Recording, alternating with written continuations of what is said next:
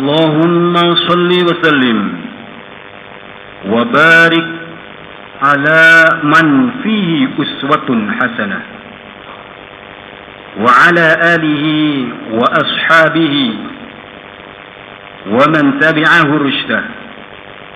La hawla wa la quwwata illa billahil aliyyil azim. Amma ba'du. Faya ayyuhal hadirun, faya ayyuhal muslimun, usikum wa nafsi bitaqwallah wa ta'atihi la'allakum tuflihun. Ittaqullah, ittaqullah, ittaqullah haqqa tuqatihi wa la tamutunna illa wa antum muslimun. قال الله تعالى في كتابه الكريم وهو أصدق القائلين: أعوذ بالله من الشيطان الرجيم بسم الله الرحمن الرحيم يا أيها الذين آمنوا اتقوا الله حق تقاته ولا تموتن إلا وأنتم مسلمون. وقال آية أخرى: يا أيها الذين آمنوا كتب عليكم الصيام كما كتب على الذين من قبلكم لعلكم تتقون. الآية. صدق الله العظيم. Hadirin sidang jamaah Jumat rahimakumullah.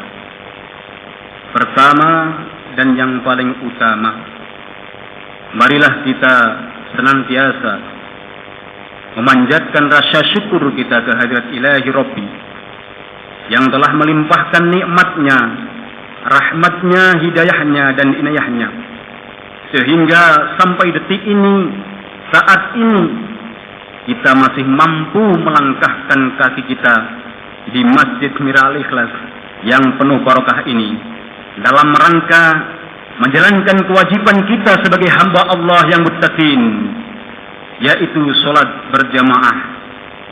Sekaligus kita menaikkan ibadah puasa di bulan suci Ramadan.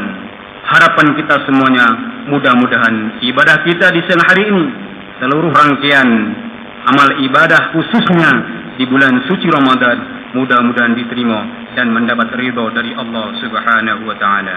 Amin ya Rabbal Alamin. Salawat dan salam semoga tetap terlimpahkan kepada baginda Rasulullah Muhammad sallallahu alaihi wasallam.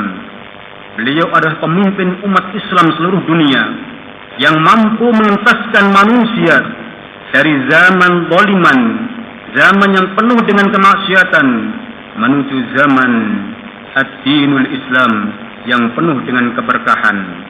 Mudah-mudahan kita semuanya mendapatkan syafaatul ummah di hari kiamat nantinya. Amin ya rabbal alamin.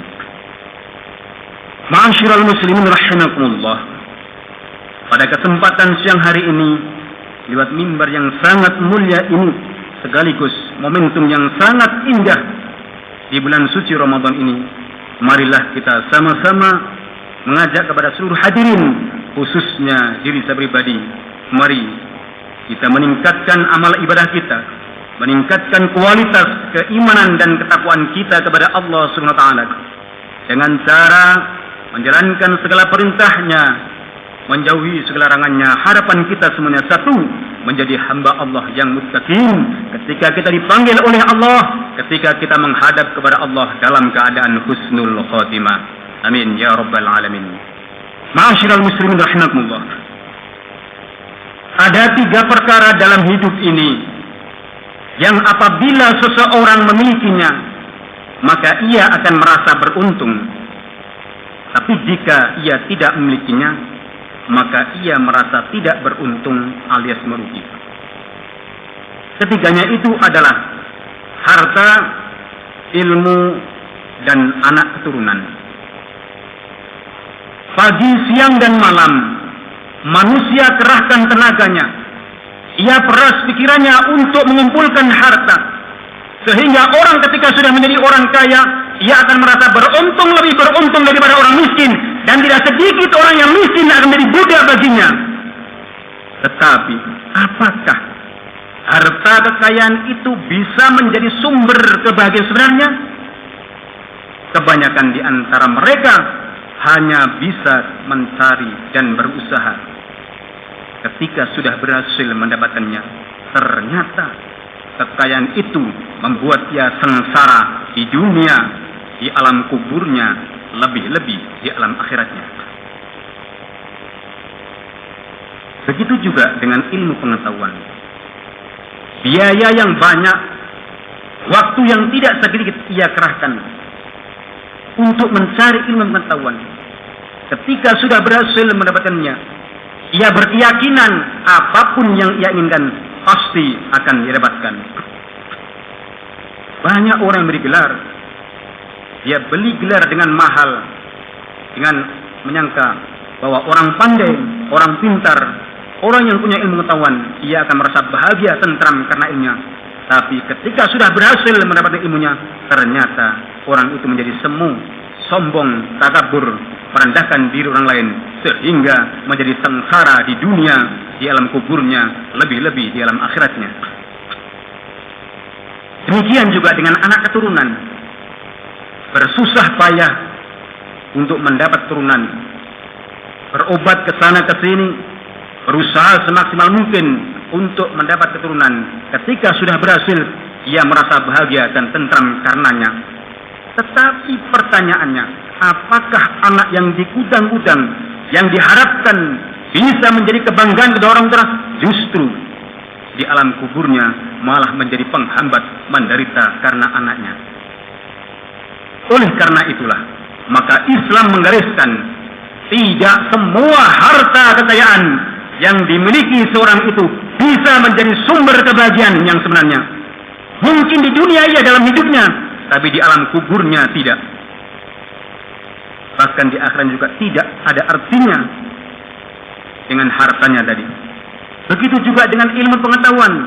Mungkin di dunia ia bisa bahagia, bisa mendapatkan segala sesuatu dengan ilmunya di dunia, tapi di alam kuburnya karena kesombongannya, karena merendahkan diri orang lain, takabur, justru malah menyengsarakan dia sendiri. Demikian juga dengan anak keturunan. Mungkin di dunia bisa berfoya-foya, bermain bersama, berpergian bersama di dunianya, tapi di alam kuburnya justru malah menderita karenanya.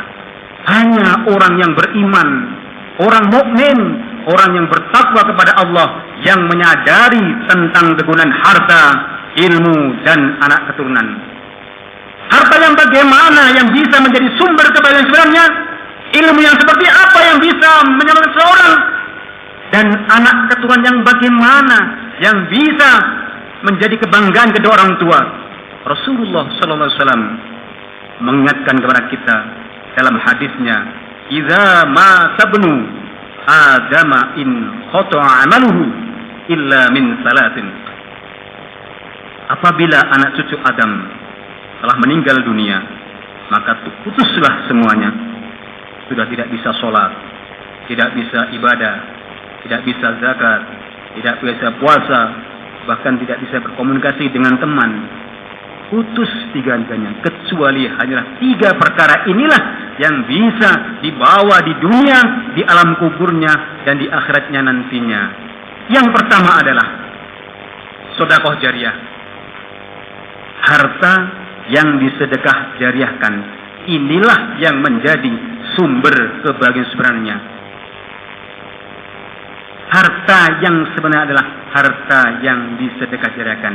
Oleh karena itulah, dalam kesempatan yang sangat mulia, sekaligus di bulan suci Ramadan ini, kita harus memperbanyak amal ibadah, memperbanyak sedekah. Mari, ketika kita diberikan rezeki yang lebih, jangan lupa kita bersedekah, karena inilah harta yang menjadi sumber kebahagiaan sebenarnya.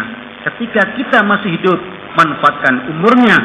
Allah telah berfirman, "Wa anfiqu mimma razaqnakum min qabli ay ya'tiya ahadakumul mautu فيقول رب لولا أخرتني إلى أجل قريب فأصدق وأكن من الصالحين." Dan infakkanlah sebagian harta yang telah kami berikan kepada kalian semuanya sebelum kematian menjemput di antara kalian semuanya. Lalu ia berkata dalam hatinya, wahai Tuhanku, sekiranya engkau berkenan menunda kematianku sedikit waktu saja, maka aku akan menjadi orang yang ahli sedekah dan aku termasuk orang-orang yang soleh. Tapi perkataan itu adalah orang yang meninggal dunia, ia ingin hidup kembali, tapi dia menyesal karena dia tidak sedekah. Oleh karena itulah dalam kesempatan yang mulia ini para jamaah, mari ciri orang bertakwa adalah alladzina yunfikuna fis sarra wad-dharra, yaitu mencatat rezekinya baik di waktu lapang maupun sempit. Mudah-mudahan amal ibadah kita, sedekah kita di bulan suci ini mudah-mudahan diterima oleh Allah Subhanahu wa taala. Kebetulan amal ibadah kita di bulan ini adalah dilipat gandakan oleh Allah Subhanahu wa taala. Di luar saja, di luar Ramadan saja kita dilipat gandakan, apalagi di bulan suci Ramadan. Mari kita memperbanyak kesempatan, jangan sampai kelewatan. Masalul ladzina yunfikuna amwalahum fi sabilillah kamathali habbatin anbatat sab'a sanabila fi kulli sunbulatin mi'atu habbah wallahu yudha'ifu liman yasha wallahu wasi'un alim. Gambarannya orang yang menginfakkan rizkinya, sedekahnya di jalan Allah, ibarat orang nanam biji satu, tumbuh 7 tangkai. Setiap tangkai bernilai 100 kali 7, 700. Itu di luar puasa. Bagaimana kalau kita di bulan suci Ramadan justru dilipat gandakan pahalanya oleh Allah Subhanahu wa taala. Yang kedua kalinya adalah ilmu. Au ilmin yuntafa'u bih, ilmu yang bermanfaat. Seberapa banyak ilmu yang kita dapat, mari kita amalkan dengan penuh keikhlasan. Insya Allah akan menjadi amal. Man dalla ala khairin falahu mislu ajri fa'ilin. Barang siapa yang menunjukkan satu kebaikan saja, pahalanya sama dengan orang yang mengerjakannya. Ketika kita bisa mengamalkan Al-Fatihah, kita amalkan orang lain mengamalkannya, justru ketika kita meninggal tetap kita akan dibanjiri oleh kenikmatan tadi. Mudah-mudahan kita semuanya amal kita, mudah-mudahan ilmu kita, mudah-mudahan manfaat di dunia, di alam kuburnya, lebih-lebih di akhiratnya. Yang ketiga kalinya, au waladin sholihin, anak yang soleh yang dijambakan semua orang tua. Mudah-mudahan kita semuanya diberikan anak yang soleh, solehah, bisa membantu kedua orang tuanya di dunia, di alam kuburnya, lebih-lebih di akhirat. Mudah-mudahan mari kita semua berdoa kepada Allah, semoga apapun hajat kita mudah-mudahan selalu diterima dan dikabulkan oleh Allah Subhanahu wa taala. Mudah-mudahan diberikan anak yang soleh-soleh. A'udzubillahi minasyaitonir rajim. Bismillahirrahmanirrahim. Wasari'u ila maghfiratin min rabbikum wa jannatin 'arduha as-samawati wal ardh u'iddat lil muttaqin. Barakallahu